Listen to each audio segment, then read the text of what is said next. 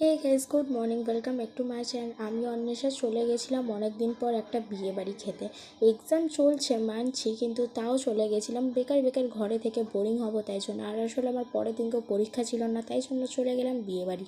এবার বিয়ে বাড়িতে প্রথমে স্টার্টারে করেছিল ফিশ বল, কফি আর চিকেন স্যাটে। তারপর তো আমরা চলে গেছিলাম উপরে মেন কোর্স খেতে। কড়াইশুঁটির কচুরি করেছিল, তার সাথে করেছিল পনির বাটার মশলা আর ফিশ বাটার ফ্রাই। তারপর করেছিল পিস পোলাও আর মটন কষা। জানি না এখন সব বিয়েবাড়িতে গিয়ে দেখছি খালি মটন, তাও অরে দেখতে পেলাম শুধু ফিস আছে, তাই ওটা থেকেই পিস পোলাও খেয়েছি।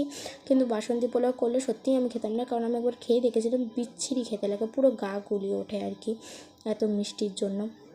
তারপরে করেছিল চাটনি, পাঁপড়, মিষ্টির মধ্যে করেছিল গোলাপ জামুন, আর একটা করে জলের বোতল দিয়েছিল, আর আইসক্রিম করেছিল, আর পান মশলা করেছিল। তো ভিডিওটা ভালো থাকলে অবশ্যই লাইক, কমেন্ট, সাবস্ক্রাইব করে দিও। বাই।